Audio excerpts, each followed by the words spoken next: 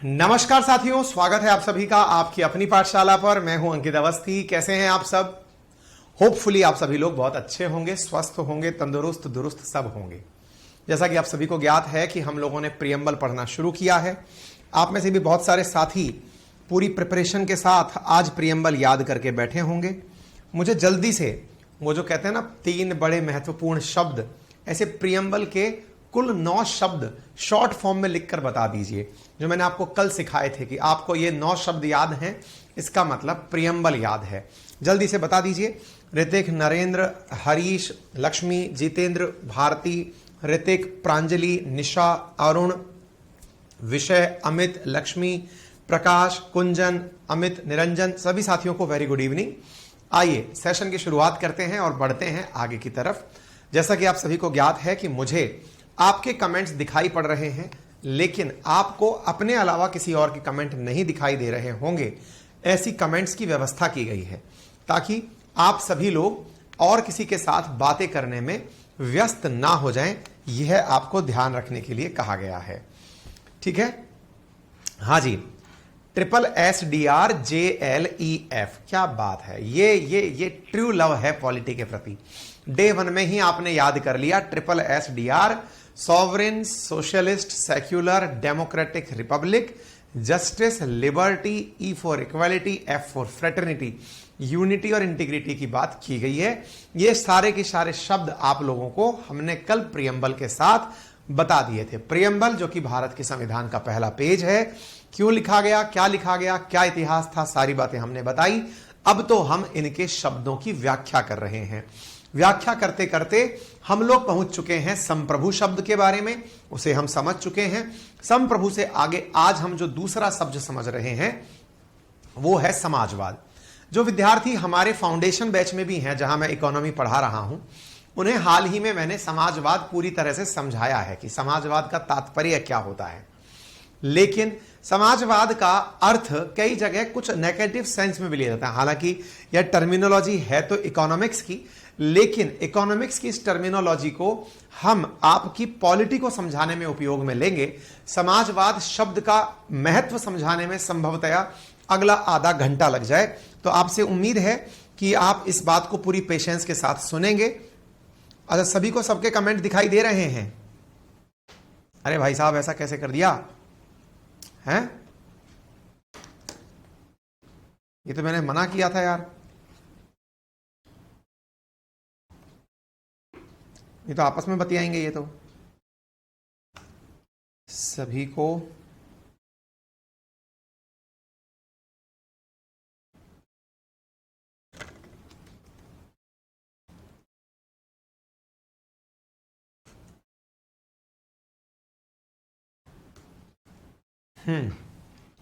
चलिए, बोला तो है, कोई बात नहीं।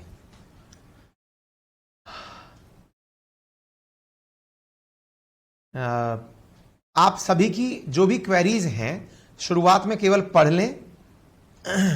माधव बैच में नहीं दिखते हैं, मैं कमेंट नहीं दिखते, नहीं यहां पे भी नहीं दिखेंगे।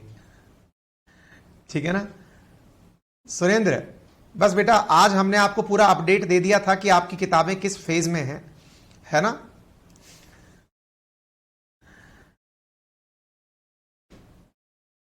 सर, आप भवानी बैच में हिस्ट्री में वर्ड हिस्ट्री पढ़ाओगे? नहीं, बिल्कुल नहीं धवल। वर्ड हिस्ट्री किसी भी कॉम्पिटिटिव एग्जाम में यूपीएससी और स्टेट पीसीएस के अलावा नहीं आती है। आपकी पिछली कई क्लासेस का पीडीएफ नहीं डाले। मनप्रीत, यार मनप्रीत, तुम्हें कुछ ज्यादा ही समस्याएं नहीं आती हैं। मतलब पर्सनली मुझे ऐसा लगने लगा है कि तुम्हारी समस्याएं अनंत हैं और उन अनंत समस्याओं का समाधान हमें खोजना पड़ेगा। एक बार में शुरुआत में डाल दिया गया होगा मेरे भाई इस क्लास का, है ना? तुम्हारी हर दिन कुछ ना कुछ अलग चीज होती है।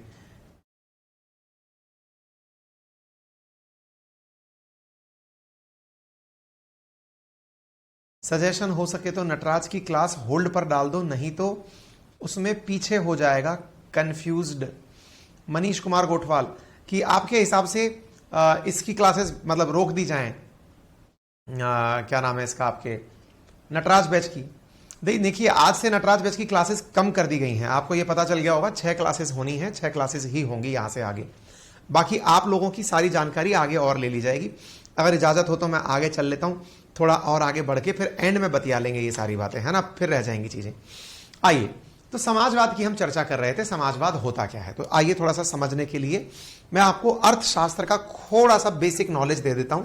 हालांकि जो बच्चे हमारे साथ फाउंडेशन बैच में जुड़े हुए हैं उन लोगों को तो मैंने ये बात समझाई है, लेकिन जल्दबाजी में आप भी समझ लीजिए, क्योंकि वैसे तो ये कंसेप्ट इकोनॉमिक्स का है, लेकिन व्यावहारिक रूप से जो अंतर है ना वो आप लोग समझ लीजिए। इकोनॉमिक्स में तो हमने कहां से शुरू हुआ कहां तक पहुंचा वो सब बताया था। देखिए क्या है ना, दुनिया में 2 विचारधाराएं हैं जिन्हें लेकर के दुनिया वाले लोग आपस में बटे हुए हैं। एक साम्यवादी विचारधारा है और एक पूंजीवादी विचारधारा है। मैं केवल इतना ही बताऊंगा जितना पॉलिटी वालों को काम का लगे। साम्यवादी और पूंजीवादी विचारधारा को कैपिटलिस्ट कहा जाता है और इसे कम्युनिस्ट कहा जाता है। ये 2 विचारधाराएं हैं, साम्यवादी और पूंजीवादी। सर क्यों बताई जा रही हैं ये बातें? ये इसलिए बताई जा रही हैं विचारधाराएं क्योंकि आज जिस विचारधारा की हम चर्चा कर रहे हैं उसका नाम है समाजवादी विचारधारा। ये दोनों में क्या फर्क है, ये तीनों में क्या फर्क है, ये समझने का प्रयास कर रहे हैं। देखिए कहा जाता है साम्यवाद का प्रवर्तक कार्ल मार्क्स था, जिसने लोगों को यह बताया कि दुनिया के जितने भी प्राकृतिक संसाधन हैं, या फिर ये कहिए कि कोई राज्य है यानी स्टेट का मतलब राजस्थान, यूपी, बिहार, बंगाल इनसे नहीं है। स्टेट आपके आर्टिकल्स जब हम आपको पढ़ाएंगे तो आर्टिकल 12 जिसके बारे में कह रहा है, 36 जिसके बारे में कह रहा है, देश के बारे में समझ लीजिए। अगर स्टेट एज एन देश की बात की जाए तो स्टेट के जितने भी प्राकृतिक संसाधन हैं, प्राकृतिक संसाधन अगर किसी देश के पास हैं तो उन संसाधनों पर जो प्राथमिक अधिकार है वो सर्वहारा वर्ग का है। किसका है? सर्वहारा वर्ग का अधिकार है। यह किसमें कहा जाता है? साम्यवाद के अंदर कहा जाता है, कम्युनिस्ट विचारधारा के अंदर कहा जाता है। सर्वहारा वर्ग मतलब आसान भाषा में सर्वहारा वर्ग को शोषित वर्ग कहा गया है, जिनका शोषण हुआ है, या फिर और आसान भाषा में कहा जाए तो गरीब कहा गया है, मजदूर कहा गया है। मजदूर को आप और हम मजबूर भी समझते हैं। तो मजदूर, मजबूर, गरीब, सर्वहारा, इन सब का प्राकृतिक संसाधनों पर अधिकार है। यह विचारधारा साम्यवादी विचारधारा, यानी कि स्टेट के, जैसे भारत के जितने भी प्राकृतिक संसाधन, चाहे तेल के कुएं हों, चाहे सोलर पैनल लगे हों, चाहे फिर न्यूक्लियर रिएक्टर हो, चाहे कोई बड़ी इंडस्ट्री हो, चाहे एनटीपीसी हो, ओएनजीसी हो, इन सब पर जनता का शासन हो। जनता का शासन हो का अर्थ क्या है? क्या आप और हम जाएंगे और सीधा जाके नौकरी मांग लेंगे? नहीं। जब देश के अंदर जनता ज्यादा हो तो यह सर्वहारा वर्ग अपना प्रतिनिधि चुनकर भेजेगी, वही प्रतिनिधि इन प्राकृतिक संसाधनों का प्रतिनिधित्व करेगा। आसान भाषा में कहें तो सर इसका मतलब वहां पर चुनाव होते होंगे? बिल्कुल चुनाव होते हैं। चुनाव से जो व्यक्ति चुनकर आया है उसका देश के सभी प्राकृतिक संसाधनों पर अधिकार होता होगा? हमने कहा बिल्कुल, उसी का सभी प्राकृतिक संसाधनों पर अधिकार होता होगा। तो इसका मतलब यह हुआ सर कि चुने हुए व्यक्ति के माध्यम से शासन चलता है। अब आपका दिमाग दौड़ने लगेगा, इंडिया में भी तो यही होता है, अमेरिका, आप सब बंद करिए दिमाग में, फिलहाल जो बताया जा रहा है उतना समझिए। तो चुने हुए व्यक्ति का शासन अगर होता है, चुनाव के आधार पर अगर शासन होता है, जो लोग चुनकर आए हैं वो शासन करते हैं, तो वो असल मायने में गरीबों का प्रतिनिधित्व करते हैं। सर ऐसे तो इलेक्शन अमेरिका में भी होते हैं जिसे कैपिटलिस्ट इकोनॉमी कहा गया है, ऐसे तो इलेक्शन इंडिया में भी होते हैं जिसके बारे में नहीं पता है क्या कहोगे आप आने वाले समय में। लेकिन सर हमें तो केवल इतना बता दो, इलेक्शन शब्द जो है ना, वो इलेक्शन शब्द अगर अमेरिका में भी है, रशिया में भी है, चीन में भी है, तो अंतर क्या हुआ? हमने कहा अंतर हुआ जब चुना हुआ व्यक्ति देश के सभी संसाधनों पर अपना अधिकार जमा ले, या ये कहे कि ये सब संसाधन अब सरकारी संसाधन हैं, इनमें जो भी निर्णय लेगी वो सरकार लेगी। यानी ऐसे देशों के अंदर प्राइवेट कंपनियों का योगदान नहीं होता, जो होता है सरकारी होता है। अर्थात यहां पर प्राइवेटाइजेशन होता ही नहीं है, बिल्कुल नहीं। तो सर क्या कोई देश दुनिया में ऐसा है जो कंप्लीटली साम्यवादी है? मैंने कहा बिल्कुल है। नाम है इसका क्यूबा। फिदेल कास्त्रो का क्यूबा। दूसरा देश जिसका नाम है वेनेजुएला। दुनिया में इस समय दोनों ही देशों के हालात बहुत खराब हैं। तीसरा देश है नॉर्थ कोरिया। बोले सर नॉर्थ कोरिया में तो किम जोंग उन नामक व्यक्ति है जो कि तानाशाही करता है। तो जो तानाशाही कर रहा है, जो अपना डिक्टेटरशिप चला रहा है, असल में वो नॉर्थ कोरिया का प्राणी कोई ना कोई ऐसा व्यक्ति भविष्य में, जैसे क्यूबा के अंदर फिदेल कास्त्रो हुआ, या फिर वेनेजुएला के अंदर जो नाम था ना, मैं उसका नाम भूल रहा हूं, जो बहुत लंबे समय तक मतलब सत्ता के द्वंद में रहा है, मैं वेनेजुएला के नेता का नाम भूल गया हूं, कोई बात नहीं, याद आ जाएगा थोड़ी देर में। ठीक है, नॉर्थ कोरिया के बारे में किम जोंग उन बता दिया। ये लोग क्या करते हैं, अपना ही शासन समझते हैं, अर्थात साम्यवाद की अल्टीमेट परिणति क्या होती है, दैट इज तानाशाही, डिक्टेटरशिप। ये कब होती है, शुरुआत में गरीबों का मसीहा बनकर के एक व्यक्ति उठता है, लेकिन वो ये समझ लेता है कि ये गरीब अब कुछ नहीं कर पाएंगे क्योंकि इन्होंने मुझे अपना नेता चुन लिया है, और वही नेता पूरी तरह सरकारी नाम पर पूरे संसाधनों का अतिक्रमण करता है और अपने पास में ही सारी चीजों को रखता है। उम्मीद है आप लोगों को यह बात, यह व्याख्या समझ में आ गई होगी। ठीक है, अच्छा, अब दूसरी टर्म की बात करते हैं, दैट इज पूंजीवाद। हाँ भाई, किसी को भी जो भी बातें लिखनी है, करनी है, पूछनी है, वो कृपया करके सेशन के अंत में जब खत्म होगा तब मैं 10 मिनट आपसे बतियाऊंगा, उस समय आप मुझसे बात कर लीजिएगा। ठीक है ना, चलिए आगे बढ़ते हैं। तो आगे की तरफ क्या है, हाँ आगे बढ़ते हैं साथियों। तो यहां पर क्या है, तो पूंजीवाद क्या है, पूंजीवाद के बारे में बात करें तो भाई साहब, पूंजीवाद में जो प्राकृतिक संसाधन हैं, उन प्राकृतिक संसाधनों पर सरकार का नियंत्रण हो सकता है, लेकिन कंप्लीट नियंत्रण हो यह जरूरी नहीं है। इसका मतलब यह हुआ कि यदि देश में कोई व्यक्ति ऐसा है जिसे लगता है कि उसके पास टैलेंट है संसाधनों का बेहतरीन उपयोग करने का, तो वो संसाधनों का उपयोग कर सकता है। जैसे अमेरिका के अंदर बहुत सारी प्राइवेट कंपनीज, चाहे फिर जो शेल गैस नामक कंपनी है जो गैस निकालती है, शेल नाम से कंपनी है वो हो, या फिर एक्सॉन मोबिल हो, ये तेल निकालने की प्राइवेट कंपनीज हैं जो कि पूरा पूरा तेल मार्केट का बाहर निकालती हैं। इसी प्रकार से एयरक्राफ्ट बनाने के अंदर चाहे बोइंग हो, या फिर अभी जैसे अपन ने जेई एरोनॉटिक्स हुआ ये हो, यानी कि इन देशों के अंदर अगर आपके पास अनुभव है तो इसका मतलब यह हुआ कि आप अपने अनुभव के आधार पर संसाधनों का अधिकतम और अच्छा उपयोग करके अपने हिसाब से देश को तरक्की दिला सकते हैं।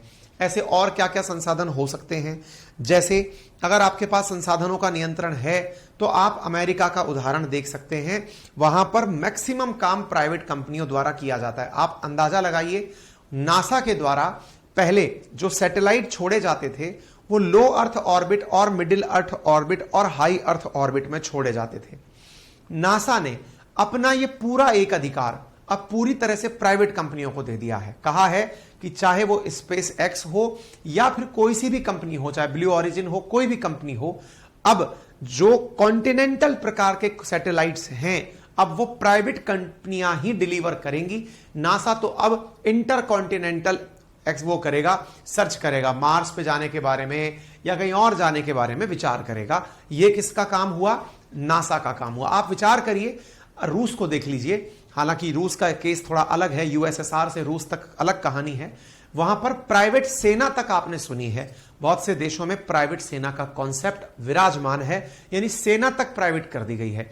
तो पूंजीवाद में क्या होता है, जो बुद्धिजीवी है या जिसको लगता है कि उसके पास स्किल्स हैं, या किसी को यह लगता है कि वो थोड़ा अनोखा है, उसके पास कुछ अलग विचार हैं, वो अपने हुनर का प्रदर्शन करके बेहतरीन संसाधनों का उपयोग कर सकता है।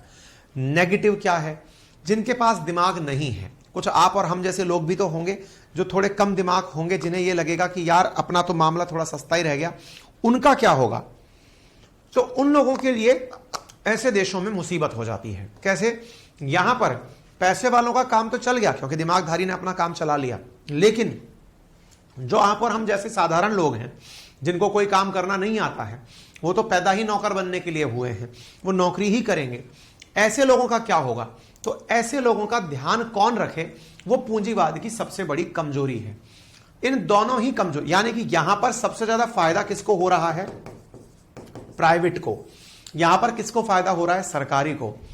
समाजवादी फीचर क्या होता है फिर, समाजवादी फीचर ये हुआ कि अगर ये प्राइवेट चीजों को बढ़ावा देने वाला देश जैसे अमेरिका है या फिर ऑस्ट्रेलिया है या फिर यूएस यूरोपियन यूनियन के देश हैं, यूके है, जो भी हैं, ये देश अगर सरकार के माध्यम से हम जैसे साधारण लोगों का ध्यान रख ले, जैसे कि भाई इन गरीबों को सरकारी नौकरी चाहिए तो चलो इन्हें नौकरी दे दो, तो अगर हम जैसे लोगों का सरकार ध्यान रख ले तो इस प्रक्रिया को समाजवाद कहा गया है। अर्थात जिसे अपने हुनर का उपयोग करके अपने आप का अपना उत्थान करना आता है वो तो करे, लेकिन जो सरकार भरोसे रह गए, और आपने देखा होगा किसी भी देश में सरकारी नौकरी चाहने वालों की संख्या बहुत ऊपर होती है। जैसे हमारे देश में 2014 से लेकर, मैंने भी आपको बताया था, अगर आपको यह फिगर याद हो, हमने सेशन भी किया था, 22 करोड़ लोगों ने सरकारी नौकरी के लिए आवेदन किया, 7 लाख लोगों को सरकारी नौकरी मिली।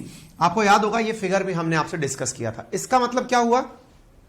पूंजीवाद के अंदर जो पूंजीवाद की कमी है वो क्या है? हम जैसे लोगों का जो सरकारी नौकरी के ऊपर पल रहे हैं, जो नौकर बनने के लिए ही बड़े हुए हैं, पैदा ही नौकर बनने के लिए हुए हैं, वो सरकारी नौकर हो, प्राइवेट नौकर हो, उन नौकरों का ध्यान कौन रखेगा? तो उन नौकरों का ध्यान सरकार रख ले। तो जब सरकार नौकरों का ध्यान रख ले तो इस व्यवस्था को समाजवाद कहा जाता है। तो सर एब्सोल्यूट टर्म में सारे ही नौकर होंगे? देखिए ये क्या रहा, मैंने आपसे कहा था मजदूर, मजदूर क्या हुआ? नौकरी तो हुआ। पूरा देश नौकरों से चले, पूरा देश नौकरों से चले तब तो साम्यवाद। पूरा देश मालिकों से चले, पूंजीवाद। और पूरा देश जहां नौकर का काम हो वहां नौकर, और जहां पर मालिक का काम हो वहां मालिक, दोनों की वजह से चले, तो ऐसी स्थिति के अंदर उस व्यवस्था को समाजवादी व्यवस्था कहा जाता है। तो हमारे देश में जिन्हें मालिक बनना है, बहुत सारे लोग हैं जो चाहे पकौड़े बेच करके ही दुकान के मालिक बने, लेकिन उनको नौकर नहीं बनना था किसी का। तो जो हमारे देश में मालिक बने उनको मालिक पना मुबारक, फिर चाहे वो अंबानी बने, अडानी बने, या फिर चाहे समोसे कचौड़े की दुकान लगा के या चाय की दुकान लगा के MBA चाय वाला बने, लेकिन वो अपना धंधा चलाना चाहता है, चलाए, वो तो हुआ प्राइवेट सेक्टर को मालिक बनने का काम। लेकिन जिन्हें नौकर बनना है कि सर मेरे को तो MBA चाय वाला की दुकान पर जाकर चाय बेचनी है, मैं वहां जाकर के दुकान चलाऊंगा, या कोई दूसरा व्यक्ति निकल के आया, सर मैं तो HP के पेट्रोल पंप पे तेल भरूंगा, या सर मैं तो IAS बनूंगा, सर या तो मैं RAS बनूंगा, मतलब मैं नौकर बनूंगा। सर नौकर बनना भी है तो बनिए, ये व्यवस्था अगर होती है तो वो समाजवादी व्यवस्था है। उम्मीद है आपको समाजवाद शब्द का अर्थ समझ में आ गया होगा। तो फिर एक बात बताइए सर, समाजवाद को क्या कहते हैं? सोशलिस्ट इकोनॉमी कहते हैं। पूंजीवाद को क्या कहते हैं? कैपिटलिस्ट इकोनॉमी कहते हैं। साम्यवाद को क्या कहते हैं? कम्युनिस्ट इकोनॉमी कहते हैं। क्लियर है? अच्छा, तो सर एक बात बताइए, हमने फिर समाजवाद क्यों अपनाया? अरे हमने कहा गजब बात करते हो, हम जब आजाद हुए हमने तो बकायदा इसको लिखवा और दिया। किसमें लिखवा दिया? संविधान के अंदर लिखवा और दिया।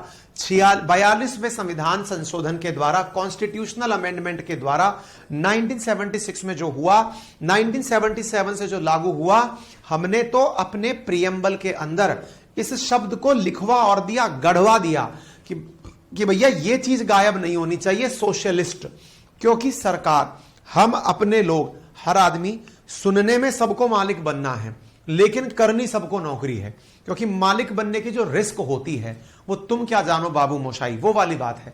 जितने भी लोग मालिक लोग हैं ना भाई, आपको लगते हैं कि वो बड़ा पैसा कमाते हैं, बड़ी मतलब बड़े घर में रहते हैं, बड़ी गाड़ी में घूमते हैं, लेकिन उनकी जान पूरे टाइम हलक में रहती है। कब क्या हो जाए कुछ नहीं पता है। कौन सा एम्प्लॉय कह दे कल कि मैं तो चला, अच्छा तो मैं चलता हूं। कब पता चला कि 4 मजदूर बन करके इकट्ठे हो गए और यूनियन बना लिए। मतलब सब लोग अपने अपने तरीके से कई कुछ भी कर सकते हैं। तो ऐसी स्थिति में मालिक बनना आसान नहीं है। तो हमारे जैसे देश के अंदर क्या सबसे आसान काम था? हमारे देश के अंदर नौकर बनना आसान काम था। इसलिए मनरेगा के अंदर भी 100 दिन की नौकरी ही दी गई है आपको, 100 दिन का रोजगार। असल में सरकार को क्या समझ में आ गया? इस देश की मानसिकता में ही नौकर बनना है। तो एक काम करो, नौकरों को यह विश्वास दिलाओ कि तुम्हारी नौकरी कोई नहीं छीनेगा। इस विश्वास को क्या कहा गया? सोशलिस्ट। तो सर हमने इस बात को क्यों लिखा अपने लिए? हमने कहा अपन ने इसलिए लिखा ताकि गरीबों को यह ना लग जाए कि हाय राम मैं गरीब हूं, सरकार मुझे गरीब ना छोड़ दे, मुझे उठाए, मुझे नौकरी दे, मेरे को इतना पैसा दे कि मैं 100 दिन से जो कमाए हुए धन से 365 दिन का अपना रोजगार चला लूं, मुझे सरकार इतनी मदद करे। तो सरकारों ने भी कहा आहा ये तो बहुत अच्छा है, क्योंकि तुम ज्यादा पढ़े लिख गए तो तुम वोट देने भी नहीं आओगे, तुम ज्यादा समझदार हो गए तो तुम्हारे लिए तो मैं वेस्टेज हो जाऊंगा। ऐसी स्थिति के अंदर तुम्हारे लिए तो मैं पूरी तरह वेस्टेज क्रिएट हो जाऊंगा। तो क्या करें? तो ऐसी स्थिति में सरकार ने इस समाजवाद शब्द को ही डलवा दिया कि लो, जैसे आप में से कई लोगों ने किसान आंदोलन देखा होगा, तो किसान आंदोलन में सरकार क्या कह रही थी? सरकार कह रही थी, एक सरकार ने, मोदी जी ने दिमाग लगाया कि भाई इन लोगों को प्राइवेट मार्केट का सिस्टम समझाते हैं। किसानों ने कहा नहीं, हमको नहीं समझना, तुम ऐसा करके अडानी को पैसा वाला बना रहे हो, पैसे वाले को पैसा वाला बना रहे हो, पूंजीवाद कर रहे हो। हमें क्या चाहिए? हमें चाहिए कि तुम हमें समर्थन मूल्य दो। हमें नहीं चाहिए कि प्याज टमाटर महंगा हो गया तो हम कहीं और जाके बेचें, नहीं चाहिए। हमें सिक्योरिटी चाहिए, क्योंकि हमने बहुत बुरे दिन देखे हैं। तो हम उस दास्ता के दौर में गुजरे हैं कि हम, देखो क्या होता है ना, कोई व्यक्ति बहुत दिनों तक, एक बहुत अच्छी कहानी सुनाता हूं इस बात पे, फिर आपको ये बात समझ में आ जाएगी और हम आगे बढ़ जाएंगे। एक कहानी है जो मैंने अंकित इंस्पायर इंडिया पे शुरुआत में डाली थी। क्या कहानी है? इसको ध्यान से सुनना, ये बहुत लाइफ चेंजिंग कहानी है। मतलब आज आपको समाजवाद से इतना फीलिंग नहीं मिलेगा, लेकिन आज आपको इस बात को सुनकर के जबरदस्त ज्ञान मिलेगा। और वो क्या है, जरा सुनिए। क्या कभी आपने देखा है कि कोई भी हाथी जिसके पैर को किसी रस्सी से बांधकर किसी खंबे से खड़ा कर दिया जाए तो वो उस रस्सी से बंधा रहता है, और बंधे बंधे वो उस रस्सी से बंधे हुए, जैसे मान लीजिए एक खंबा है, यहां कोई हाथी खड़ा है, ये हाथी है, आपने हाथी का पैर लिया और उसे रस्सी से बांध दिया, ये खंबा है, आपने खंबे से बांध दिया, ये खंबा एक बहुत छोटा सा खंबा है, ठीक है ना, आपने इससे बांध दिया। अब ये इस रस्सी से बंधा हुआ हाथी है, ये इससे दूर ही नहीं जा रहा है, वो खड़ा हुआ है। ऐसे ही भैंस को देखा हो आपने, भैंस को लिया, भैंस बड़ी विशालकाय भैंस है, आपको कुछ नहीं करना, उसके गले में इतनी सी लीर जैसी आपने वो रस्सी ली, उससे लिया और खंबे से बांध दिया, वो बंधी हुई है। ऐसा क्यों हुआ? इसके पीछे की कंडीशनिंग बहुत बड़ी चीज थी। कंडीशनिंग क्या थी? कंडीशनिंग ये थी कि जब हाथी का बच्चा पैदा हुआ था ना, जब छोटा सा हाथी था, उस छोटे से हाथी को उस ऐरावत ने, वो जो हाथी का जो मालिक था, जो भी था, उसने क्या किया, उस हाथी के पैर को एक रस्सी से बांधकर इस खंबे से खड़ा करना शुरू कर दिया। ऐसा क्यों? वो हाथी का छोटा सा बच्चा जब रस्सी को जोर लगाता, तब बच्चा छोटा था, रस्सी मजबूत थी, खंबा मजबूत था। उस बच्चे ने निकलने का जब जब प्रयास किया, वो रस्सी को हिला नहीं पाया। वो छोटा बच्चा खूब प्रयास किया, वो थोड़ा और बड़ा हुआ, रस्सी अभी भी उसकी तुलना में ज्यादा मजबूत थी, खंबा अभी भी, क्योंकि हाथी का बच्चा भी छोटा है, खंबा अभी भी उसकी तुलना में मजबूत था। तो हाथी के बच्चे ने फिर कोशिश की, उसकी लाख कोशिशों के बाद जब वो नहीं छूट के जा पाया, तो उसने अपना इसे नियति मान लिया।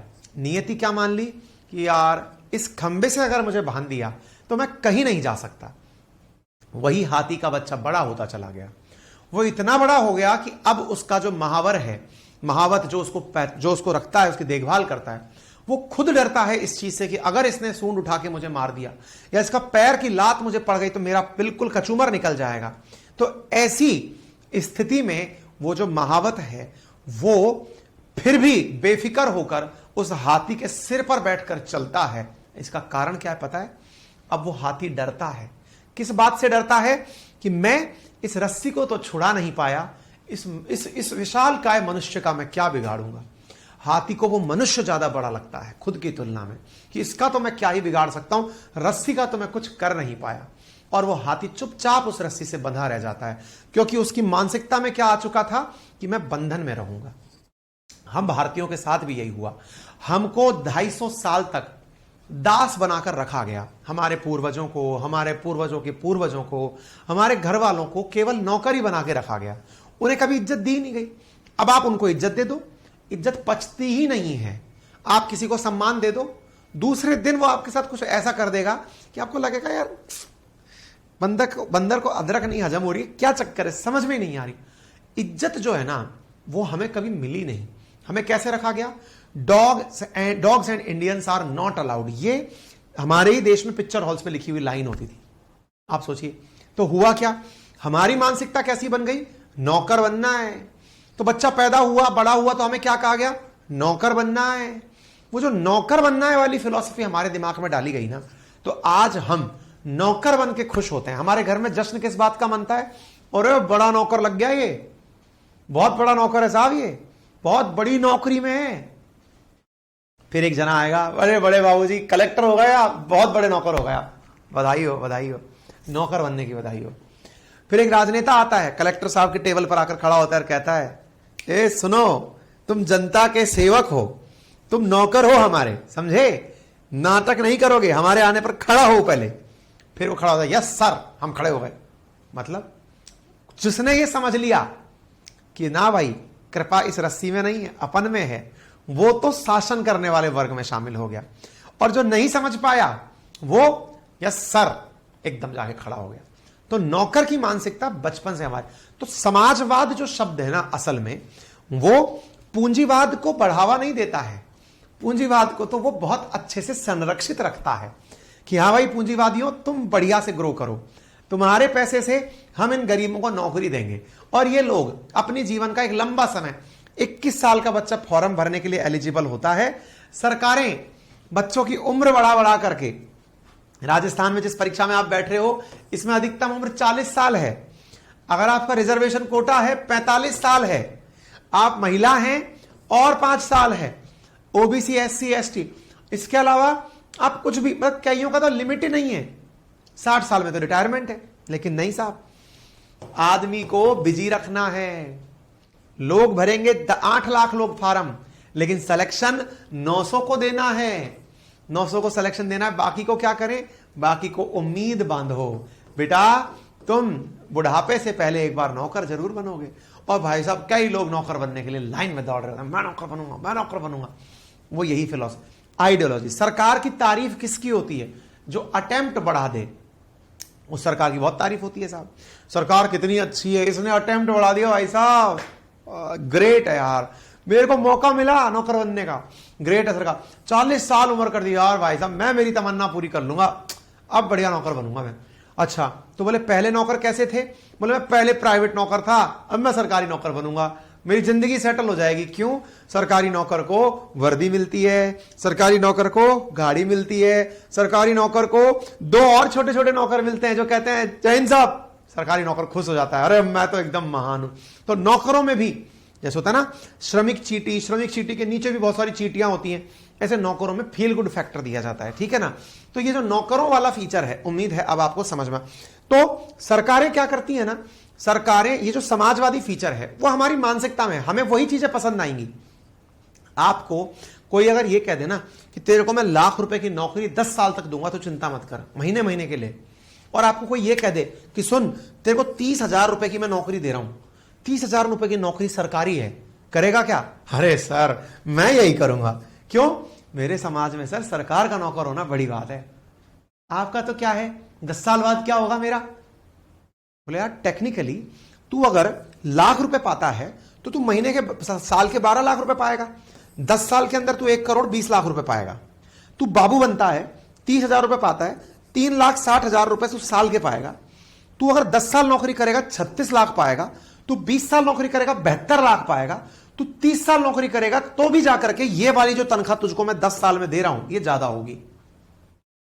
नहीं नहीं नहीं नहीं, गांव में पूछेंगे मुझसे तो सरकारी नौकर है कि प्राइवेट नौकर है? अपन को सरकारी नौकर बनना मानसिकता है, और उस मानसिकता को समाजवाद के नाम पर हमें बांधा गया। तो सभी नौकर खुश होते हैं समाजवादी व्यवस्था से, और उन सरकारों की व्याख्या बहुत अच्छे से की जाती है। इसीलिए कभी आप देखिएगा, कभी भी कोई इंडस्ट्रियलिस्ट का बच्चा, कोई उद्योग घराने का बच्चा, वो कभी कंपटीशन की तैयारी करता हुआ नहीं दिखेगा आपको। कोई आपको अपने जैसे लोग दिखेंगे, मेरे जैसे लोग दिखेंगे कंपटीशन की तैयारी करते हुए, आप जैसे लोग दिखेंगे नौकरी चाहिए नौकरी चाहिए। क्यों चाहिए? क्योंकि हम गरीबों के अंदर नौकर बनने की ही परंपरा है, और जो मालिक बनने की जिसमें परंपरा है वो अपने बच्चे को कभी भी, कोई भी मतलब बड़ा आदमी अपने बच्चे को कंपटीशन नहीं दिलवाता ना। हाँ, नौकर जरूर अपने बच्चे को नौकर बनाता है, लेकिन जो इंडस्ट्रियलिस्ट है वो कभी भी, आप किसी भी बहुत बड़े जूलर को उठाकर देख लीजिएगा, बहुत बड़े होटेलियर को उठाकर देख लीजिएगा, वो कोई भी नौकर नहीं बनाएगा ना भाई साहब, नौकर बने आम जनता। ठीक है ना। तो उम्मीद है कि आप लोगों को यह बात अच्छे से समझ में आ रही होगी। ठीक है ना। हाँ जी, आइए आगे बढ़ते हैं। उम्मीद है आप में से कुछ लोग हो सकता है कि आज हमारी इन बातों से मोटिवेट भी हो जाएं। हाँ, एक बालक लिख रहा है कि सर आप हमें मोटिवेट कर रहे हैं या डिमोटिवेट कर रहे हैं। मैं सच्चाई से साक्षात्कार करा रहा हूं। नहीं सर, ऐसा साक्षात्कार नहीं चाहिए। पैसे लेकर कौन कराता है? पहले तो आपने पैसे लेकर के हमको कोर्स दिला दिया, चलो आरएस बनेंगे, और आज आप मुझे डिमोटिवेट कर रहे हो कि नहीं। बेटा, मेरे ना तो डिमोटिवेट करने से कुछ होने वाला है, ना मेरे मोटिवेट करने से कुछ होने वाला है। जिस तरह से मोटिवेशन भी एक दो दिन में उतर जाता है, डिमोटिवेशन भी एक दो दिन में उतर जाता है। ये जो सच्चाई का साक्षात्कार है ना, ये बहुत जरूरी है, ये जीवन भर काम आएगा। क्योंकि जिस समाज में जाकर तुम मेरी क्लास के बाद उठोगे बैठोगे ना, वो आपसे यही पूछेगा, हाँ बेटा कब बन रहा है नौकर। तो आप समाज का अभिन्न अंग हैं। मैं आपको समाज सिखा रहा हूं कि समाज कैसा है, आप भी उसके हिस्से हैं, मैं भी उसका हिस्सा हूं। या नौकर को ही इज्जत मिलती है, मैं तारीफ भी उनकी करूंगा। देखा AIR 1 आ गया, देखा 20 आ गया, तो मैं तारीफ, क्योंकि मैं भी उसी समाज का अंग हूं। मैं नौकर से तो पनपा हूं ना, नौकर ही हूं, नौकर ही रहूंगा। तो वो जो चीज है ना, वो आपको, आप खिन्न भी, नौकर क्या नाराज नहीं होते क्या? खूब होते हैं। आप अगर आज नाराज हो जाते हो, इस बात से डिमोटिवेट हो जाते हो, अरे साहब मेरे साथ तो बहुत बेइज्जती कर दी। नौकर तो बेइज्जती कराने के लिए बनाए, लोड मत लो। अपन की कंडीशनिंग ऐसी है, तुमको मेरी बात से बुरा भी नहीं लगना चाहिए। थोड़े दिन बाद तुम ढल जाओगे इसमें, अभी तुम अभी नौकर बने नहीं हो अभी, है ना। तो नौकर की एक आइडियोलॉजी होती है। ठीक है, चलिए, तो उम्मीद है आपको ये बात सुन करके समझ में आ गई होगी कि समाजवादी व्यवस्था क्या है। बोले सर हमने समाजवाद की व्यवस्था तो, है ना, मतलब सुनी थी, लेकिन ये समाजवाद की व्यवस्था इतनी भयानक होगी ये हमने पहली बार सुना है। हमने कहा सच कड़वा होता है। प्रस्तुतिकरण इसका ऐसा किया जा सकता था कि आप गदगद हो जाते। हमारे यहां का समाजवाद फैबियन समाजवाद है। बोले साहब इसमें क्या होता है? जिसमें उदारवाद के साथ लोक कल्याणकारी तत्वों को शामिल किया जाता है। भाई क्या लोक कल्याण करते हो? 5 किलो चावल देते हैं, आपको 100 दिन की नौकरी देते हैं, आपको बीमार होने पर फ्री चिकित्सा देते हैं, आपका बच्चा बेरोजगार रह जाए 1000 रुपए देते हैं। ये लोक कल्याणकार हो रहा है साहब। तो ये जो लोक कल्याण है ना, उदारवाद के साथ, लिबरलिज्म के साथ, जिसमें सरकार कहती है कि हमारे नियम ज्यादा मजबूत नहीं है, हम लोगों का ध्यान रखते हैं, इसे फैबियन समाजवाद कहा गया है। मार्क्सवाद का समाजवाद, जिसमें कि केवल और केवल जनता का ही शासन हो, उसमें प्राइवेट का कोई योगदान ना हो। ठीक है ना। उम्मीद है कि आप लोगों को यह बात समझ में आ जाए। परेशान मत होना बेटा, जो हमारी बातों से समझ में परेशान हो रहा है, हाँ जी, है ना। हाँ, तो उम्मीद है कि आपको ये समाजवाद शब्द की व्याख्या अब अच्छे से समझ में आ गई हो। अब एक बालक ने कहा कि सर ये टॉपिक से ज्यादा बाहर चला गया। क्यों पता है? उस बच्चे का ईगो हर्ट हो गया कि मैंने तो सोचा था कि मैं एक दिन वर्दी लगाऊंगा, मैं ये करूंगा और मैं वो करूंगा, हैं इन्होंने तो बेइज्जती कर दी मेरी। अरे तुम्हारी तो बाद में होगी, तुमसे अच्छी वर्दी पहनता हूं, अशोक स्तंभ कंधे पे रखता हूं, तुम तो पहुंचोगे वहां पर, उस राज में मैं हूं ऑलरेडी, है ना। सच्चाई का साक्षात्कार करा रहा हूं। लेकिन ये बात आउट ऑफ कॉन्टेक्स्ट नहीं है, ये इतनी ही कॉन्टेक्स्ट में है कि जिस दिन आपको मंच पर अधिकारी बनाकर खड़ा कर दिया जाएगा, तो आपको ये जो फाउंडेशन बैच है ना हमारा वाला, मैंने आपको पॉलिटी के बारे में कहा था, मेरा प्रियम्बल खत्म तो पहले दिन ही हो गया था, मैंने फिर भी कहा था 3 से 4 दिन चलेगा, तैयार रहना, क्योंकि इसमें इसी प्रकार की व्याख्याएं आएंगी जिसमें आपके अंदर का ईमान हिल जाएगा। आपको लगेगा यार ये क्या बता रहा है आदमी, क्यों बता रहा है, इसने तो मेरे को चक्कर दिला दिए, मैं तैयारी छोड़ दूंगा, कल ही बिजनेसमैन बन जाऊंगा। आप कुछ नहीं करोगे, परसों से फिर तैयारी करोगे और फिर से खोजोगे कि हाँ भाई मास्टर पढ़ा दे, क्या पढ़ना था, चिंता मत करो। हाँ जी, DS नकारा बनाम भारत संघवाद में सर्वोच्च न्यायालय ने कहा कि भारतीय समाजवाद मार्क्सवाद और गांधीवाद का मिश्रण है और गांधीवाद के ज्यादा नजदीक है। सर ये गांधीवाद क्या होता है? बता देता हूं। गांधीवाद क्या होता है वो भी समझ लीजिए। देखिए गांधीवाद में ना, गांधी जी को लेकर के लोगों के मन में कई प्रकार के विचार आते हैं कि गांधी जी क्या थे, इंडस्ट्रीज को पसंद करते थे या नहीं करते थे। तो समझ लीजिएगा, गांधी जी इंडस्ट्रीज को पसंद करते थे। पहले यह समझ लीजिएगा, कई लोगों को यह गलत धारणा होती है कि गांधीवाद में जब हम गांधी जी की बात करते हैं तो गांधी जी इंडस्ट्रीज को पसंद करते थे कि नहीं करते थे? आंसर है करते थे। गांधी जी पसंद करते थे। गांधी जी के समय की ही कंपनियां हैं ये, टाटा, बिड़ला या बजाज, ये सब गांधी जी के समय की ही कंपनियां हैं। उस समय स्वदेशी आंदोलन में भारत ने अपनी ही इंडस्ट्रीज लगाई थी। हमारे देशवासियों को समझ में आ गया था अपने उद्योग धंधे लगाने चाहिए। 1905 में जब स्वदेशी आंदोलन शुरू हुआ तो हमने अपने देश में खुद के इंडस्ट्रीज लगानी शुरू की थी 1905 के अंदर, ठीक है।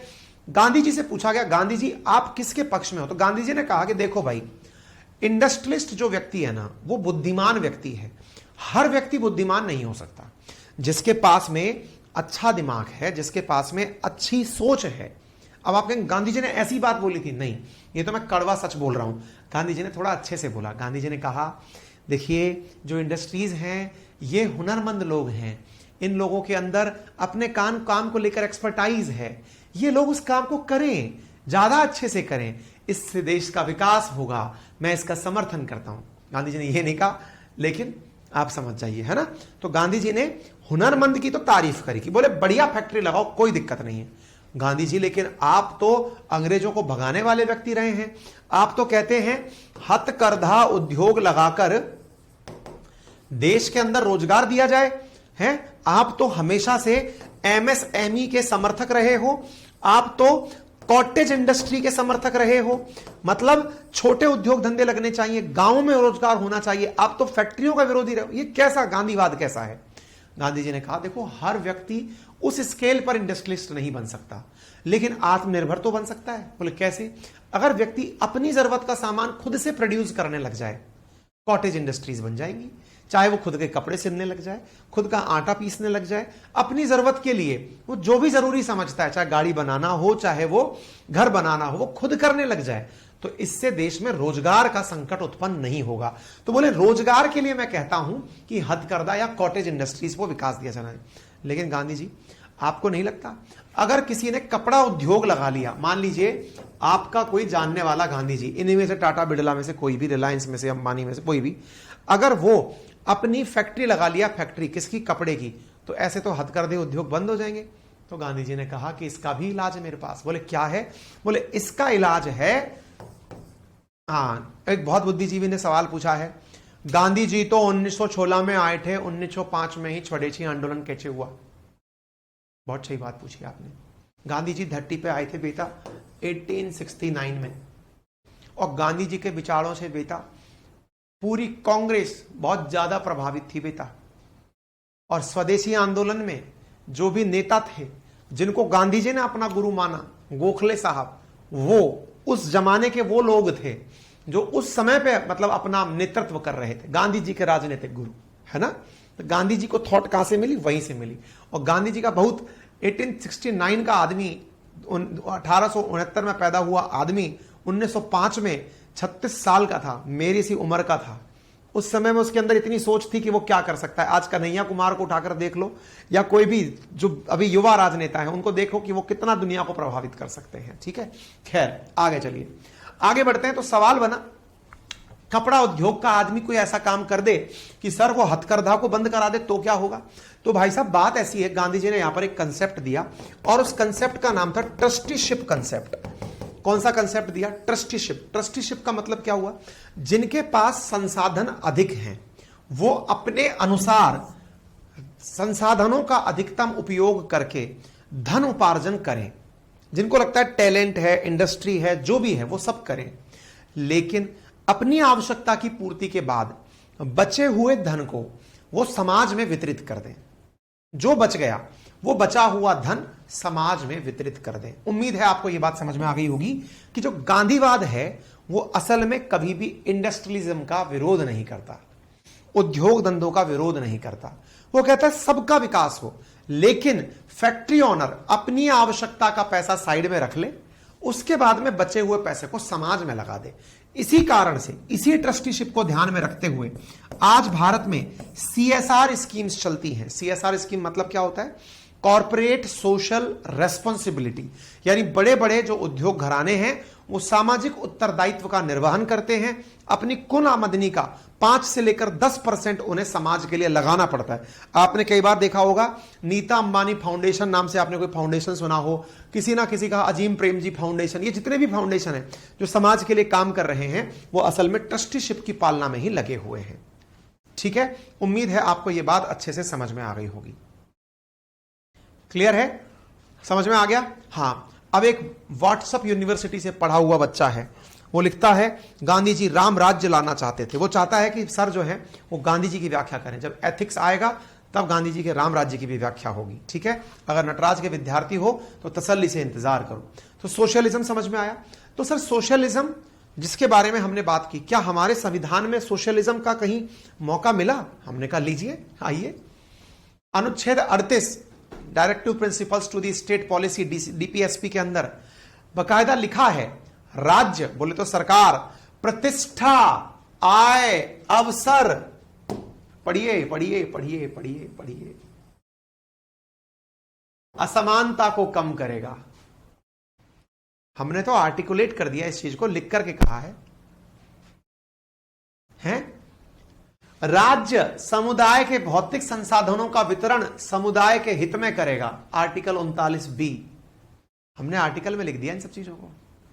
39C, राज्य धन और उत्पादन के साधनों का अहितकारी संकेंद्रण रोकेगा, प्रिवेंट हार्मफुल कॉन्सेंट्रेशन, यानी कि एक ही व्यक्ति के पास वो सारी चीजें इकट्ठी ना रह जाएं, ये राज्य निर्धारित करेगा। स्टेट इस देश को कहा गया है। स्टेट किसको कहा गया? आर्टिकल 12 है, वो आने वाले समय पर समझाएंगे। क्या आपको मेरी बात समझ में आई? बेटा मैंने आपसे क्या कहा था, ये जो सब्जेक्ट है ना, अगर इसको वाकई में समझदारी से पढ़ लिया जाए, पढ़ते कैसे हैं हम लोग? वैसे हम समझदारी से नहीं पढ़ते, हम भावनाओं में पढ़ते हैं। ये सवाल आएगा कि नहीं आएगा? मैं कहता हूं कि केवल और केवल मेरे कहने से 1 साल का फाउंडेशन केवल इस बात के लिए कर लिया जाए कि यार एक अच्छा नागरिक बन जाऊंगा, फिर मुझे कोई बेवकूफ नहीं बना पाएगा। आपने कभी सोचा कि मैं अपने हर स्टेटमेंट में अपनी हर पोल पट्टी खोल के रख देता हूं, हर पोल पट्टी। कल मैंने आपको बताया कि मैंने नोट्स कैसे बनाए, आज मैंने बताया कि मेरी सरकारी नौकरी कैसी है। आज मैं हर चीज की पोल पट्टी क्यों खोल देता हूं? क्योंकि मुझे अंतिम सत्य पता है। मुझे क्या पता है? अंतिम सत्य। सर कैसे पता चला आपको? मैंने भी ये सब पढ़ाई करी थी, तो मुझे सत्य का ज्ञान हुआ कि यार ये तो सब मूर्ख बना रहे हैं, पावर का केंद्र कहीं और है, लेकिन पढ़ लिए तो पेपर पास हो गया। एग्जैक्टली आप भी कहते हैं जब बच्चा पढ़ लिख कर, आपने कई बार देखा होगा ना, प्रशासनिक अधिकारी का एटीट्यूड जन सामान्य से अलग क्यों होता है? कई बार मुझसे कुछ बच्चे सवाल पूछते हैं, मैं कई बार इस सवाल का जवाब भी देता हूं, शिक्षा में क्या ताकत है। मैं कहता हूं कई बार बच्चों का भी आपने ये नोटिस किया है कि एक रिक्शा चालक का बेटा जब अधिकारी बनकर आता है तो वो समाज की सारी समस्याओं को समझ कैसे लेता है? उसने तो कभी वो समाज देखा ही नहीं है, चाहे अमीरों की समस्या आए चाहे गरीबों की समस्या आए, सब समझ लेता है। कारण उसने पढ़ते समय उन सब चीजों को विजुअलाइज किया है। तो एजुकेशन, शिक्षा वो शेरनी का दूध है जिसे पीने वाला दहाड़ता जरूर है। तो ये शिक्षा है असल मायने में। लाइन के आधार पर शिक्षा जो करने वाले लोग हैं, वन डे एग्जामिनेशन की तैयारी करने वाले लोग हैं, उनके लिए तो गधे को वो गुड़ खिलाने जैसा है ये ज्ञान। लेकिन जो वाकई में अपने एग्जाम में सीरियस है कि नहीं, मैंने अगर ये बैच लिया है तो मुझे अच्छे से एग्जाम को क्वालिफाई करना है, तो इसके पीछे की आपको सोच विकसित करनी जरूरी होगी। जब आप पद पर बैठेंगे तो आपको सब पता होगा। आपके सामने आकर के एक व्यवसायी आकर के रोने लगेगा, सर मेरे को ये नुकसान हो गया, पता है। आपके सामने आकर के फिर कोई गरीब आकर कहने लगा, साहब मेरी एक दिन की दिहाड़ी मान ली इसने, पता है। सरकार कहेगी आपसे, नेताजी आके कहेंगे तुम मेरे नौकर हो, पता है। नेताजी ने कहा ये करिए, जी सर पता है। वो पता है जो शब्द है ना, वो इसी प्रकार की शिक्षा से आता है। इसीलिए आपको ये जो पूरी तैयारी है ना, इस तैयारी के अंत तक जब एथिक्स पढ़ेंगे आप, जब ये सब चीजें पढ़ेंगे आपके सिस्टम मिल जाएंगे, सामाजिक मुद्दे पढ़ेंगे, पेपर का हिस्सा है ये सब पढ़ेंगे आप साल भर में। साल भर बाद जो इस बैच से बच्चा बाहर निकलेगा ना, वो धरती पे पांव नहीं रख पाएगा, वो लगेगा अरे मेरे साथ कुछ गड़बड़ हो गई है, वो वाला हाल होगा। ठीक है, आ जाओ। अब सवाल बना, तो सर एक बात बताओ सिंपल सी, एलपीजी क्या थी? मैंने लिक्विड पेट्रोलियम गैस। बोले धत, हम एलपीजी बोले तो लिबरलाइजेशन, प्राइवेटाइजेशन, ग्लोबलाइजेशन की बात कर रहे हैं सर। किसकी बात कर रहे हैं? लिबरलाइजेशन, प्राइवेटाइजेशन और ग्लोबलाइजेशन की। हमने कहा भैया ये क्या चीज है? उदारीकरण, निजीकरण, वैश्वीकरण। सर ये है क्या चीज? हमने कहा अभी बताते हैं। हमने कहा उदारीकरण का मतलब है कि सरकार ज्यादा दिमाग नहीं लगाएगी, कानून कमजोर करेगी। कानून कमजोर करेगी। कैसे कानून कमजोर करेगी? सरकार खुद करेगी। क्यों करेगी? सरकार को मालूम है कि हमारे ज्यादा सख्त कानून होने के कारण, हमारे ज्यादा सख्त कानून होने के कारण लोग अपना धंधा शुरू ही नहीं कर रहे। आवश्यकता है कि कानून आसान बनाए जाएं। आपने आज जो स्टार्टअप पॉलिसी सुनी, अगर आपने पढ़ी हो स्टार्टअप पॉलिसी, तो स्टार्टअप पॉलिसी है क्या असल में? स्टार्टअप्स के लिए सरकार ने नियम आसान किए, सिंगल विंडो साइन ऑन दिया कि एक बार में ही आप एक ही बार में सारे फॉर्म भरते चले जाएंगे। आपको जो भी उद्योग धंधा लगाने के लिए आवश्यक या आइडिया को इनिशिएट करने के लिए आवश्यक प्रोसेसिंग है वो तुरंत हो जाएंगी। कानूनों में जहां पहले किसी चीज का लाइसेंस लेने के लिए आपको अधिकारियों के दिन रात चक्कर काटने पड़ते थे, वो नहीं करना पड़ेगा। आप केवल अप्लाई करिए, तुरंत काम हो जाएगा। इतना आसान कानून बनाना यानी कानून कमजोर करना। इससे क्या होगा? उद्योग धंधों को बढ़ावा मिलेगा। इससे क्या होगा? इसे कहते हैं कि आप लोग आगे चल करके अपना खुद का व्यवसाय कर पाएंगे। आज जो मोदी जी बार बार भाषण देते हैं, पकोड़े की दुकान ही लगा लो लेकिन अपना काम करो, लोगों का आपने देखा होगा बहुत ज्यादा जिस चीज का मीम बना वो क्या था? मोदी जी एक दिन बोले पकोड़े की दुकान लगाने वाला भी अपना रोजगार कर रहा है। अरे इसने आदमी ने यार बताओ यार, रोजगार दे नहीं पा रहा, नौकर बना नहीं पा रहा, पकोड़े की दुकान लगवाएगा। अरे छी है यार, एकदम छी, बेकार आदमी है ये। अरे यार ये तो बताओ पकोड़ा, और इतने जबरदस्त तरीके से हर आदमी दह पकोड़ा। भाई साहब मोदी जी और पकोड़ा बराबर हो गए। बस मोदी जी दिखे वहां पकोड़ा दिखाई दे, ये तो पकोड़ा बनवाएगा, पढ़े लिखे आदमियों से पकोड़ा बन जाए। उन्हीं में से एक पढ़ा लिखा आदमी था, वो चाय वाला, वो ठेले में चाय बेच करके 4 करोड़ का टर्नओवर कर लेगा। वो समझ गया कि यार बात में तो दम है। एमबीए चाय वाला पैसे कमा लेगा। उसके बाद जाने कितने चाय वाले आ गए, टपरी चाय वाला, फलाना चाय वाला, सब लाखों रुपया कमा ले। आज चाय के शोरूम बने हुए हैं और हम जैसे लोग आज भी क्या चर्चा कर रहे हैं? मोदी जी पागल है, पकोड़े की बात कर गए। लोग एमबीए कर करके आईआईएम से पास आउट होकर के वड़ा पाव की दुकान खोल रहे हैं, पकोड़ों की दुकान खोल रहे हैं कि भाई धंधा चलाएंगे, बढ़िया नौकरी करेंगे। लेकिन हम लोग कहां अटके हुए? पागल आदमी है, नौकर नहीं बना पाया, उद्योग धंधा शुरू करवाएगा। पकोड़ा उद्योग होता है। आप और हम अंतरात्मा से यह बात अच्छे से जानते हैं कि जितना पैसा आप और हम कमाते हैं ना, अगर किसी की दुकान कोई सी भी चल पड़े, चाहे फिर वो पकोड़ा बनाने की हो, चाहे वो कपड़ा बनाने की हो, चाहे वो मिठाई बनाने की हो, फिर वो पलट के नहीं देखता। लेकिन हमारा ईगो कौन सा हर्ट हुआ? नौकरी नहीं दे पा रहा, हमें बनना था बाबू, पकौड़ा तलवाएगा हमसे, बुरा लग गया। तो ये जो कहने का अर्थ था वो क्या था कि आपको कोई भी काम करना है, उसके लिए आपको सबसे पहले क्या चाहिए? कंपनी का फॉर्मेट चाहिए। आज अपनी कंपनी है अवस्थी कंसल्टेंसी प्राइवेट लिमिटेड, एसीपीएल। वो कंपनी बनाने की जो प्रक्रिया है आसान रहेगी तो कंपनियां बनती चली जाएंगी। आसान नहीं करोगे, मुसीबतों का सामना करना पड़ेगा। हो सकता है वो जो चाय वाला है उसने भी अपनी कोई कंपनी बना रखी हो, ऐसे कोई पकौड़े वाला होगा उसने भी अपनी कंपनी बना। कंपनी का काम आसान हो, ये उदारीकरण कहलाया। उदारीकरण का अर्थ क्या हुआ कानून आसानी से इंप्लीमेंट होंगे, लोग खुद का रोजगार पैदा करेंगे। खुद का रोजगार पैदा करना क्या है? उदारीकरण है। नियम कहां से निकल के आ गए वो यहां पर मैंने आपको बता दिया। ठीक है, आगे चलते हैं। फिर आता है दूसरा शब्द प्राइवेटाइजेशन।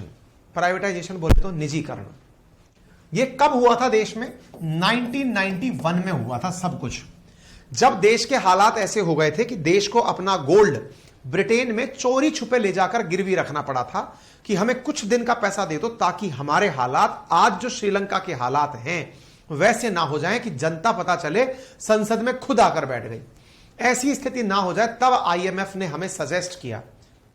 नरसिम्हा राव जी की सरकार थी, मनमोहन सिंह जी वित्त मंत्री थे, हमें आईएमएफ ने सजेस्ट किया कि अगर तुम चाहते हो, जैसे आईएमएफ ने रिसेंटली पाकिस्तान को सजेस्ट किया है कि पाकिस्तानियों अगर बचकर रहना चाहते हो तो कुछ परिवर्तन लेकर आओ। ऐसा हमें सजेशन 1991 में आईएमएफ ने दिया था कि इंडिया वालों, अगर देश चलाना चाहते हो तो अपने नियमों में कुछ छूट दो, नियमों को आसान बनाओ, उदार बनाओ, प्राइवेटाइजेशन करो, उदारीकरण करो, निजीकरण करो। निजीकरण का मतलब यह हुआ कि जो आपके सरकारी सिस्टम है पूरी तरह से उन्हें सरकारी मत रखिए, कुछ चीजों को प्राइवेट लोगों को दीजिए, परसेंटेज में लोगों का भागीदार बनाइए, डिसइन्वेस्टमेंट करिए। क्या करिए? डिसइन्वेस्टमेंट करिए। निजीकरण जिसे आप जो लोग कहते हैं, आज कई लोग सुनते हैं रेलवे का निजीकरण हो जाएगा तो क्या होगा। देश में बहुत सारी चीजों का जो निजीकरण हुआ है, चाहे फिर वो आपने एनटीपीसी, ओएनजीसी, गेल, भेल, सेल जितने भी हैं, इन सब का जो शेयर मार्केट में आना हुआ है वो इसी निजीकरण का परिणाम था जिसके वजह से देश में पैसा आया। तीसरी चीज वैश्वीकरण। दुनिया के साथ जुड़ो, अपने आप को आइसोलेट मत रखो। देखो, डिसइन्वेस्टमेंट के माध्यम से भी क्या करना चाह रहे थे?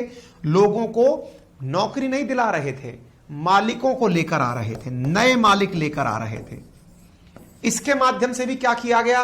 वैश्वीकरण के माध्यम से भी दुनिया की बड़ी कंपनीज को आपके यहां लाया गया ताकि वो बड़ी कंपनियां आपके देश में एफडीआई के माध्यम से, फॉरेन डायरेक्ट इन्वेस्टमेंट के माध्यम से निवेश करें। अब इन तीनों बातों का कंक्लूजन अगर निकालें तो पहला मालिक बनाता है, दूसरा मालिक बनाता है, तीसरा मालिकों को अंदर बुलाता है। तो क्या 1991 में देश ने एलपीजी रिफॉर्म लाकर, क्या देश ने एलपीजी रिफॉर्म लाकर समाजवाद की व्यवस्था को कम कर दिया? नहीं। यह क्वेश्चन बहुत प्यारा है, आपको सीधा दे दिया जाए तो आप चकरा जाएंगे। आप कहने लगेंगे हां सर सही तो कह रहे हो, समाजवाद कम हो गया है सर।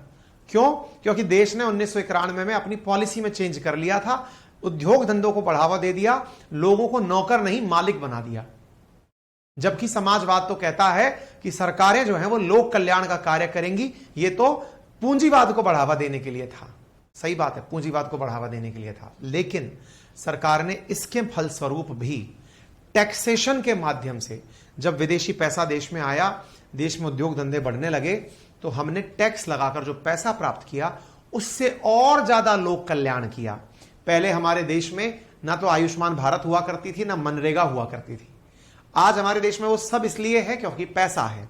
पैसा है तो हम उस पैसे से पानी, कोई राज्य पानी फ्री बांट रहा है, कोई बिजली फ्री बांट रहा है, कोई कुछ सिलेंडर फ्री बांट रहा है, कोई लैपटॉप फ्री बांट रहा है, क्योंकि पैसा आया। तो जब पैसा आया तो उस पैसे से फिर लोक कल्याण भी हुआ। तो बड़ा सवाल यह बनता है क्या कि साहब क्या एलपीजी अपनाने से राज्य ने समाजवादी दायित्व छोड़ दिए हैं? आंसर है नहीं। देश ने कोविड-19 के समय सभी को वैक्सीन लगवाई, सब फ्री में लगी ना, अनुप्रति योजना हो, मनरेगा हो, ये सब फ्री में लगी। तो ये लोक कल्याण की निशानी है। तो आपके सामने दो बड़े सवाल मैंने आपके सामने, ठीक है। मनप्रीत और मनीष सारे पूरी क्लास डिस्टर्ब करते हैं, ठीक है, तो इन दोनों को ही अभी बैन करवा देते हैं। रुकिए एक मिनट, अब ये परमानेंट बैन हो जाएंगे बेटा। मनप्रीत से तो हम खुद भी कई दिन से उसको देख ही रहे हैं।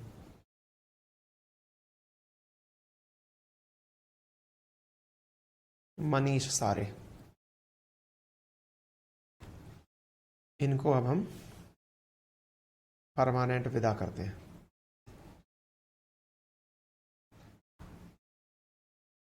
कुछ गलती हमारी भी हो जाती है कि हमारी टीम जो है नींद में रह जाती है।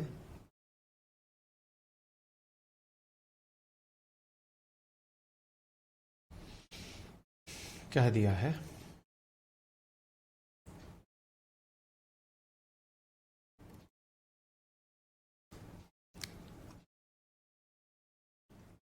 ठीक है, चलिए साहब।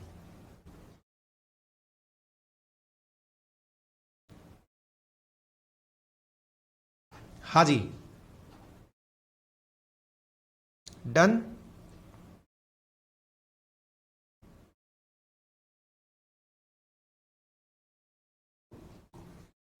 हाँ जी, बताइए। सूरज, लाजवाब गुरुजी, इसे कहते हैं नैतिक मूल्यों को झकझोर देना। मजा आ गया गुरुजी, ठीक है साहब, धन्यवाद। किरण कटारिया, गुरुजी चरण स्पर्श, धन्यवाद। आकांक्षा, सर कुछ दिनों से इको पॉलिटिक किसी भी लेक्चर की पीडीएफ नहीं मिल रही, एक साथ आधी दिली है सर, प्रिंट निकलवाने हैं। एक सेकेंड।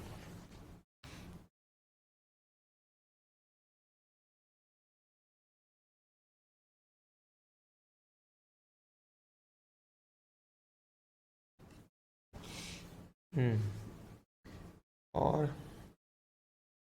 लक्ष्मी को कब तक मिल जाएंगे नोट्स? बता तो दिया बेटा, रोज रोज नहीं बता पाऊंगा। सर आप जारी रखिए, वो फालतू में सब ऐसे ही लोग टाइम पास कर रहे हैं। ठीक है, पीडीएफ मिक्की, बिल्कुल पीडीएफ मिल जाएगी, डोंट वरी।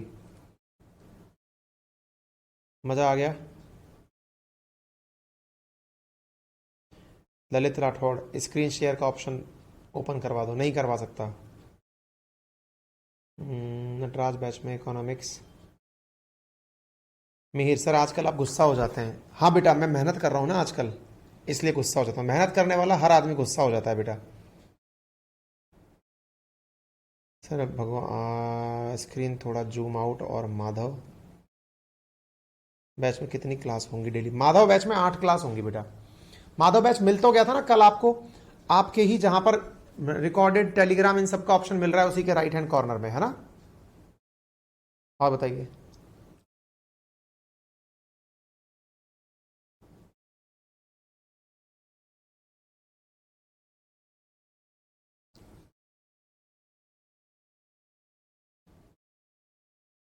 मुस्कान राजपूत, बेटा आगे पीछे देख लो। Sir your teaching style is fabulous, thank you so much.